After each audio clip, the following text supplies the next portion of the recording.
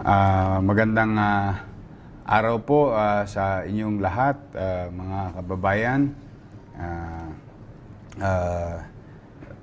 Well, yesterday, as if you can remember, we called during the regular weekly directional meeting with our department heads, we were informed by the City Administrator Felix Berto Espiritu on the issue of obligations ng mga private sectors who engage into joint venture agreement with the past administration, with regard to our markets. 5 of them were privatized in a short period of time. But be that as it may, that is not the issue. The issue is I was informed that these corporations are not paying their duties and obligations based on the mutually agreed by the mga nakaraang panahon. Pero hindi po yan. Sa ating mga kababayan, kahapon ay namamaga pa ba? Konti na lang, no? Mas malala yung maga kahapon. Medyo kahit hirap na hirap po kung magsalita kahapon, but I have to inform at least the people of Manila on the status of our 5 private public market. Kasi dating public, now privatized. Now, having said that, nanawagan po tayo sa ating mga kapartner na private sector to pay their obligation, and they were given 72 hours to comply. If not, we will go to rescission. We will rescind their contract if they're not going to do so, because I have no interest in gaining in this issue, but this is the interest of the people of Manila. Now, mga kababayan, ako naman parehas. Kahapon, sila may obligasyon. Ngayon po, gusto ko pong ipalam sa inyo. Total, dito ko rin naman na sinabi. So, dito ko na rin gusto ipalam sa inyo. Yung isa sa mga kumpanya na namamahala ngayon ng ating mga market, ito po, hindi na nila hinintay yung 72 hours. Ito na po, hawak ko na po yung cheque na 12.9 million pesos. Ayan po. Ayan po ay binigay na ng XRC Mall Development. Ayan po. Maring may konting kulang, pero yan ay ano na lang ho yan. Numero na lang yan. What matter most is that the bulk of their obligation to the people of Manila and the city government is now, this is what we called in practice substantial compliance. So, in behalf of the city government, we would like to thank XRC Mall Development, and I hope this will not happen, and I will not allow this to happen. I will not allow, private sectors engaging into government contracts, in this case, City of Manila, 2 years. Hindi naman yata makatwiran yun. Ang syudad nga ng Maynila naniningil sa vendor araw-araw, maliit na tindahan. Ba't naman yung hindi pa magbayad yung malalaki? So, magkaganon pa man, that is water under the bridge. I hope this will not happen during our time, and I will not allow it. I will continue to protect the interests of the people of Manila, because that is our job. That is my job. So muli sa mga kababayan natin na totoong gipit na gipit tayo sa salapi, pero ito'y kinalulugod natin. At least may pambili na kami ng gamot, pandagdag sa mga kakailanganin nating mamamayan, lalo na yung mga mahihirap nating kababayan na umaasa, no, sa mga programa o mga pasilidad katulad ng usaping pangkalusugan itong ating mga hospital. So sana ito ay maging takdang aral sa ating lahat na sa mga pribadong sektor. I don't like mas maganda talaga kusa eh. Pag nagkukusa, mas mabilis eh. Mas mabilis ang gobyerno, mas magiging efficient ang gobyerno. O ngayon, iniintay ko na lang yung Quinta Market. So, still about 48 hours to comply. So if not, you have no business by Friday. We'll shut it down. So, yan ay hindi para sa akin. Para po yan sa kapakanan ng ating mga kababayan, mamamayan ng lungsod ng Maynila. So anyway, yun lamang po. Maraming salamat. Yes, may question ka. Andito na ho sila, yung mga halo-halo na rito. Balance nung remaining 14 kasi yung utang ng extra. Yes. Yung balance, ilang hours to They have to, because remember, we just passed a law, no, that erase any penalties and surcharges, no. That is subject for legal comments of the city legal officer. But for the meantime, at the very least, the principal, the basic requirements are now complied. Dito ako after. I don't want to penalizing people. I really don't like it. But as far as we're concerned, we're after to the, alam mo yung live and let live principle.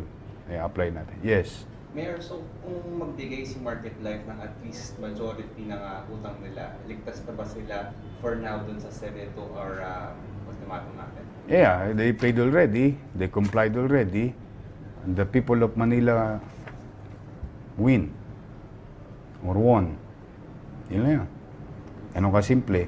I don't have a habit of going after to the contracts unless there is a blatant disadvantage to the people of Manila. Yun. Doon ko siya titingnan. But kung meron naman, halimbawa, katulad nitong sitwasyon na ito, I think this situation will not happen again. Because it is written in one of the provisions of the contracts or mutually agreed provision in the contract. So they have to comply. We comply as a city. They comply as private sector. Sir, clarify ko lang po. Yung pagbabayad ng XRC at Market Life will not... Wala pa yung Market Life. Yes, just in case. Will not absolve them of any charges? Criminal or... Wala namang criminal. This is more on are we going against them with regard to the contract? Yes, we may. Now, are we going to pursue? Yes, we may. But for the meantime, what we're after is what is due to the city. Now, we'll sit down with them on how can we live in harmony, because markets are basic facilities for our people. So, ako sa moving on ako lagi doon ako lagi after may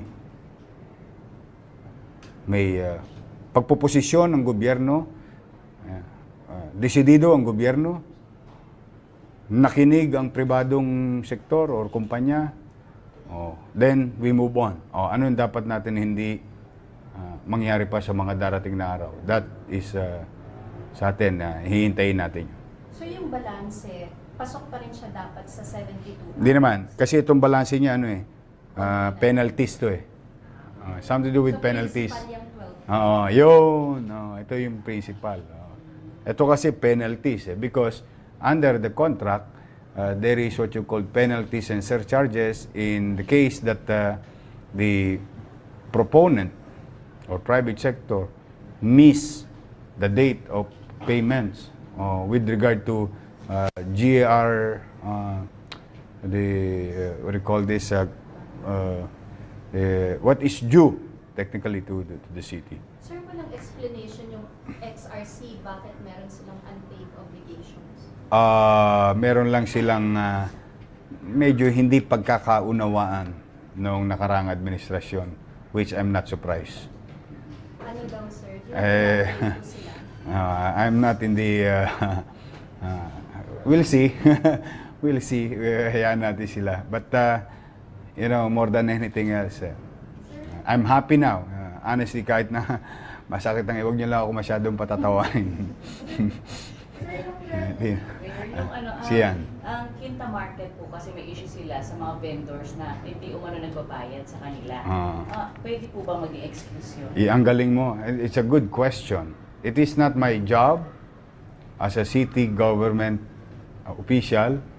The moment you engage yourself into that business, and business has challenges, not only government has challenges, that is part of your business. Our business is people helping people business. The city government's business is people helping people business. Now, our obligation is to protect the interest of the people on a general perspective, no? Sa pangkalahatan. So pagka kami nakakita ng mga pagkakataon na may kapabayaan, kakulangan sa pribadong sektor at ang tinatamaan ay yung mamamayan ng lungsod ng Maynila, then we'll go after them. We'll use our little knowledge and understanding laws just to protect the interest. Anyway, we have good lawyers in the city of Manila. We have Attorney Moreno, not me. No, he's my Professor Jun Moreno, our city legal. He used to be the chief legal department head ng DILG, where all of us, all local government unit, is under DILG. Sir, clarify ko lang. Sure. Yung 12.9 na to, para dun sa 5 market. 4 na market. 4. Sampaloc, Trabajo, Santa Ana, 4, San Andres, 4 na market. Pag siya sa market life, magkano pa po yung kailangan nila? Mga 11 something. 11 something. Yes, 11 something. They have to comply, just for the record. Yes. Sir, itong deal between the two market operators was a deal signed under the previous administration. Yes, all of this. Kailan mag-expire, sir, and do you intend to continue? Well, we will check into it, but I believe they have about 15. One is 15, the other one is 25 years. So, I still have about 2 years and 10 months to go. So, they have to deal with us. Yes, at least 2 years and 10 months. Mayor, balikan ko lang po. So, si XRC po ay nakapagbayad na ng principal Yes. na po. So, yung pwede, pasok po ba sila sa Tax Amnesty Act na kumbaga portion na lang na interest mo? Kasi, hindi, portion ng principal na lang. If ako lang tatanungin, I'm not a lawyer, no? Well, papasok sila. Kasi the logic behind, it just so happened that, this is a private corporation, but I will let the city legal address it. But the concept behind tax amnesty program and surcharges and penalties is to give ease of payment from the streets or no, from the smallest property to the largest corporation. Smallest property owned by private individual and largest corporation owned by a corporation or large development. Kasi para, ang batas kasi lalo na, ano yan, dapat pantay-pantay. O kaya hinabol ko ito. Bakit? Yung vendor nagbabayad eh. O, bakit ito hindi magbayad? O, ibig sabihin, ngayon mararamdaman ng tao na patas-patas lang. O. Yes. Mayor, naman po yata yung XRC at saka marketplace sa council. Hindi po ba pwedeng i-revoke yung kontrata? Well, to rescind the contract, there must be a valid reason. A valid and enough legal reason. Hindi pwedeng dahil galit lang si Mayor. Hindi dahil sa mainit lang ang ulo ni Mayor. Hindi pa pwedeng dahil sa masakit lang ang ipin ni Mayor. No. There's no such thing like that. You have to be fair dealing with people. And I'm trying to be. But not to the point at the expense of our people. Trying to be diplomatic, firm in a way that we are really into it. Unless they want to try us, that's another story. If they want proof of our consistency, persistency, and certainty in the city of Manila. Now, again, it proves our certainty in the city of Manila, that the sauce for the gander is the sauce for the goose. Applicable kay Juan, applicable kay Pedro, applicable kay Petra. Lahat applicable. Kasi ganun ang pagsasaayos. Walang gatmabi sa wakali o gatmabi sa nangka. Walang ganun. Lahat yan dapat pantay-pantay. Yes, please. You mentioned na there must be a valid legal reason. Yes, under the provision of the contract. The non-payment of... Yes, that is a valid reason for rescission. Rescinding the contract. Yes, sir, but why are you not... They complied. okay. See? Am I after to making a person jobless? No. Am I after making a corporation shut down? No.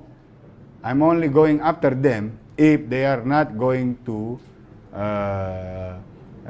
perform their duties or responsibilities under the mutually agreed provision of the contract. Yun ang very clear ang policy. Kaya, immaterial, if it is done during the past, kahit na you have doubts, I know you have doubts in your mind. But we are not lawyers and judges to identify, I'm not even a COA to identify what is advantageous and disadvantageous. Sa akin, logic. It seems there is certain level of negligence. And the only way to call the attention is to be firm on what's going to happen next if they don't comply.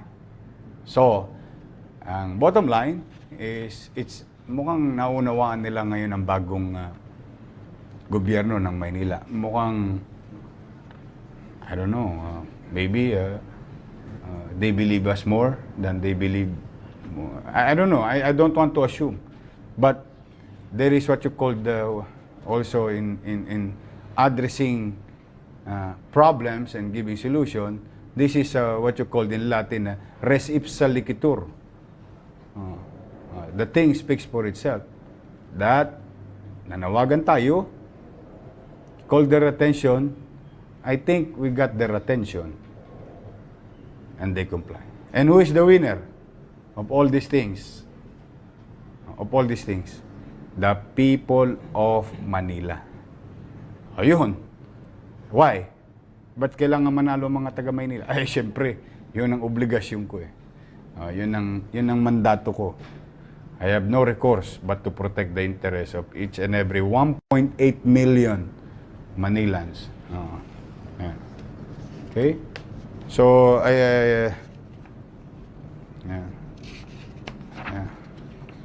Ito yung mga, may mga ano sila, may mga complaint na hindi inactionan kasi nung araw. Kasi nga, tingnan mo, kung di ka ba rin maawa, privatize nila yung palengke. One way or another, I don't know the reason. After like privatize yung palengke, nag-invite naman sila ng ibang vendor o kung saan parte ng Pilipinas, inilagay doon sa labas ng palengke. Ngayon, di ba? Look at Quinta Market. Is it clear? Yes. Is it clean? Yes. Oh, how come you're not paying your obligation? Ewan ko tama ba? Baka itong mga kumpanyan to, pinapasok lang nung una, hindi ko alam kung ginawa tong baka.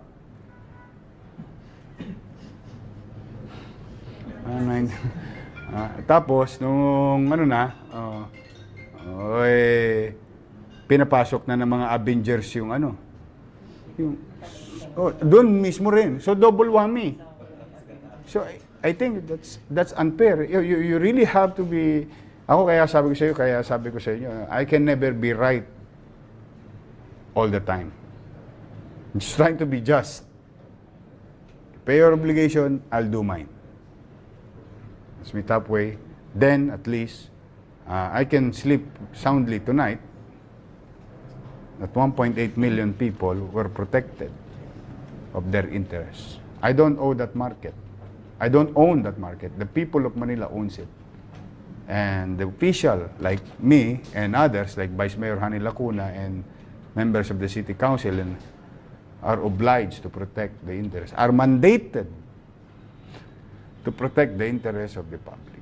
Sir, baka may gusto kang warning or message sa market life? Basta you still have 48 hours. I think I already made enough information here through this medium. First, officially, they were informed. Officially, in a formal setting like letters and information. And this is now matter of policy. We'll go after you. Basta, ano lang, ayaw natin pangunahan yung kanilang kaisipan, kung ano nasa isip nila. O basta tayo, we were fair. Ano yun? Ay sinabi ko na yung kaisipan natin. Sinabi na natin yung mangyayari. O, ang tawag doon, diplomasya. O, hindi ka pa nakuha sa diplomasya, we'll see. So sir, sino na rin next na habulin ng sigat nila? Ay yung hindi nagbabayad, siyempre, na mga kumpanyang kanegosyo ng siyudad ng Maynila. So, lahat yan. Pati ang mga developer na yan, na naka-JB yung mga property namin. You pay. You don't owe me anything. You owe the people of Manila. Yun yun. Yun ang bottom line. Kasi maraming mga naging JB talaga nung nakaraan eh. Joint venture. Joint venture. Di ba? Salamat naman. Ako, papasalamat naman ako. Ganun lang yan. Ganun lang bottom line yan. Trabaho lang. Okay? Any more? Sir, Yes. hindi really side topic. Sure. Comments ngayon na magpahinga ka daw, ikantado ka na daw po ng asawa mo. Aray ko. Sabi ko nga, mapatawanin. No. I'd love to rest. I would love to rest. Honestly, medyo groggy na nga ako kaka-injection ni Doktora Sakdalan at ng mga nurse. But you know, sa akin malayo yan sa bituka. Ganun ang lagi, ipil lang yan. But setting aside this, these things. Well, thank you sa mga viewers. No? Thank you very much for your sweet messages. But you know, siguro pag-isipan ko na magpahinga muna mga ilang araw sa mga darating na linggo. But you know, one, I owe it to you. I asked for it. Give me a chance to lead the city. That was a few months ago. And you gave me a chance. The people of Manila gave me a chance. And I'm grateful. Sa awa ng Diyos, nabigyan niya ako ng pagkakataon at mga tagalungsod naman. Now, I'm here already. The people have spoken. There was a total rejection of what happened in the past. Simply because masyado yata talagang kawawa ang Maynila. Kaya ako naman, naisip ko lang, wala akong karapatang magpahinga sa dami ng kinakaharap at lalo nating mga natutuklasan. Hindi lang pala magulo ang lungsod ng Maynila. Hindi lang chaotic, hindi lang disorder, hindi lang madumi, hindi lang dugyot, hindi lang banilin. Ginahasa ho talaga ang Maynila. Anong gagawin ko? Will I take it lightly? No, it's unfair to the people of Manila. It is really unfair to them. Pangatlo, it is unfair for the country. Unfair for the president of the country. Unfair to President Rodrigo Roa Duterte. Why? We are the host city to the Malacanang. And the president will ask foreign investor to invest in our country and pass by Manila going to Malacanang. And it is the window of the country, the city of Manila. Then all of a sudden, those prospects of President Rodrigo Roa Duterte to invest in our country will see chaos in Manila. It is unfair for the president.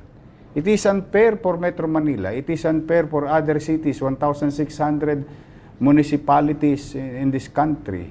LGU, no? Cities and municipalities. It is unfair for them. Why?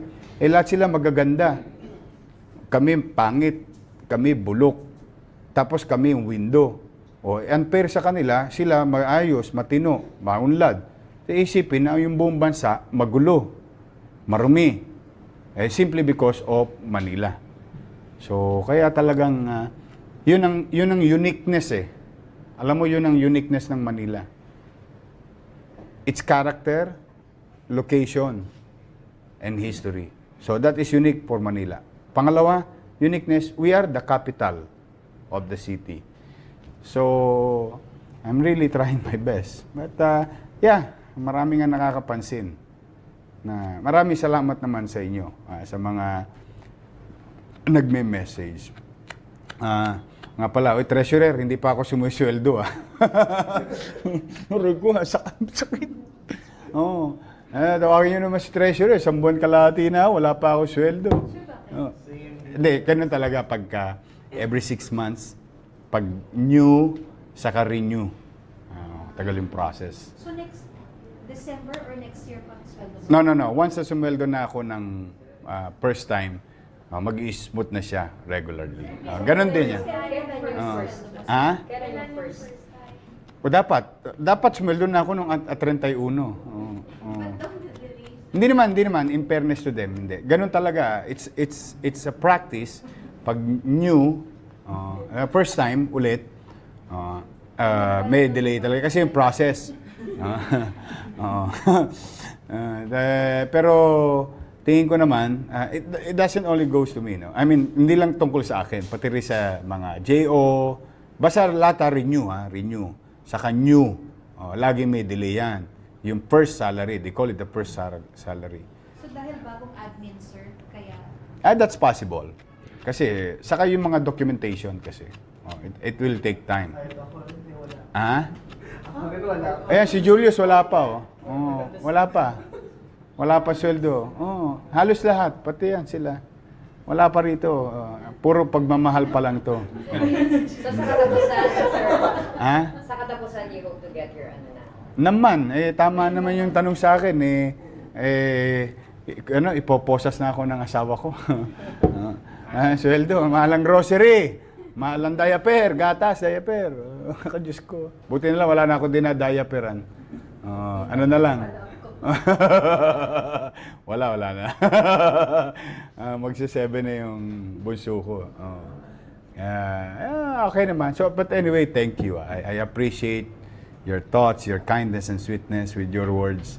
Just trying to... nga pala, Mamaya, abangan ninyo, ilulunsad natin yung isang pasilidad na kapaki-pakinabang sa tao. In our own little way. In our own little way. Ito, walang tosgas ang gobyerno. Laway-laway lang. Promise.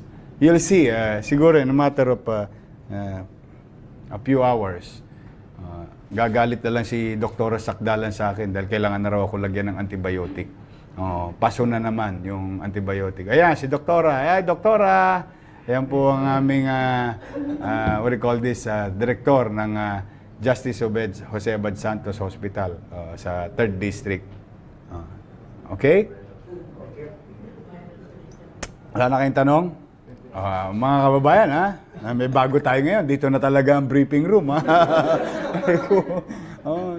just want you to be, to see us. And this is us. This is the simple government, simple governance. Gusto naman namin tupdin yung aming mga nasabi. In fact, we're happy that you're here because we really wanted to promote Manila again with your help. To all television network, to all radio station, to all newspaper, broadsheet, and tabloid. Maraming salamat sa inyo. Natutulungan nyo ang siyudad ng Maynila. Kita ninyo, dami ngayong namamasyal. If you come and see at the window, talagang, por Diyos por Santo. Kaya, ako naman, I'm grateful that we have another 2 ambassadors. The people of Manila is happy. We have the ambassador from European Union and the ambassador sa New Zealand. Bukas, meron na naman. Another, ang dami na, no? Swerte. Ang dami ko rin nahataw. Tingnan mo, in fairness, I have to mention some to review. Diba, sa US Embassy o USA, diba? Flood control system. Diba? Tapos yung Singapore, Smart City, Russia, yung best practices. Kaya nga pwede ako mag-world tour Ganon din with the New Zealand, yung risk reduction, di ba? British government, our parks, urban design. So ako more than anything else, pinakatingin ko sana nga magtuloy-tuloy, no? I hope it's up to USAID. Yung general planning and massive studies of our drainage system. Once and for all, por Diyos, por Santo. Hindi pragman ang mga taga-Maynila. Dahil hindi ko naman maintindihan. Well, we don't want to blame anybody. No. It's just that Manila on its own, geographically speaking, challenging because we are being surrounded by creeks, ilogs, or rivers, and bayside, in the west part of the city. 2, we are, I think, below sea level by 3 inches. So, plus yung bagyo ngayon, iba na. Pang-4, masyadong maraming semento ang Manila. Konti ang puno, kaya ang pangarap namin, din ang pangarap ng DNR para sa amin, para daw kami, ang siyudad ng Maynila, maging healthful o healthy and ecologically balanced. We need to plant 1,600 hectares of green, open green space. So far, we're doing it. So yun ang mga challenges, yung bagyo, daluyong, plus Manila is kapatagan, sorry.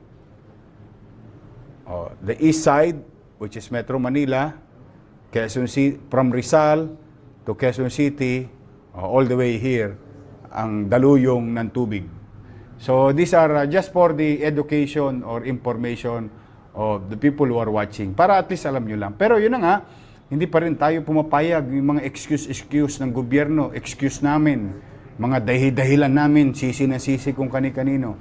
Now, once and for all, I think we have to come up with sewerage and drainage plan, pangkalahatan, to address our flooding problems. It will not be resolved, mga kababayan. Huwag niyo ko masyadong taasan ng expectations. Ang kailangan ko i-study. Why? Because every year we spend hundreds of millions of peso for declogging and developing our roads, drainage. Same thing with DPWH. In fairness to the DPWH, they're spending billions of peso to develop our drainage system and sewerage system, the flood control system. So everybody's doing it. It's just that I want to put a stop on it, sit down, relax, watch a movie. Watching the plan, the solution, the long-term solution. So, yun ang gusto kong makita. Para pagka ginawa namin ito based on a plan. Hindi na siya based on kasi baha doon, ipagawa natin yun. Sarado yung imbornal doon, sipsipin natin yung imbornal noon. Hindi na, gagawin pa rin natin yun ngayon as we progress, as we go along. But for the meantime. So, yan yung mga natatamasaan natin sa mga embahadang ito. Kaya maraming salamat sa inyo in advance. I hope you're watching. Dagdagan nyo pa. Hindi naman kami tatanggi. So muli, wala na kayong katanungan. So maraming salamat. Again, XRC Mall Development, thank you very much. May pandagdag ng pambili ng gamot. Mayor, yung pinag-usapan niyo sa mga South Korean. Ano yun? They're planning to develop Manila. And I told them they are welcome to Manila. Kasi the mayor of Incheon dropped by, now assemblyman. Incheon is one of the biggest and most progressive, fast-moving progress meron ng Incheon. Kaya, so, walang masama. Laway-laway pa lang naman yan eh. So anyway, muli mga kababayan, maraming salamat sa oras ninyo. Hindi po ito ang Capital Report. Ito po ay breaking news lamang. Sa Biyernes ko pa po kayo i-update. So, lagi ko po sinasabi, kayo mag-iingat kung nasaan man kayo. Pero always remember mga kababayan, walang magmamalasakit sa ating mga batang Maynila, kundi tayo rin kapwa batang Maynila. Okay? Nawa, pagpalain kayo ng pong may kapal. Manila, God first. Bye. Second cam na tayo, kaway ko. May kampa, multicam, si Chief of Staff. Ayan. Second ka. Webcam.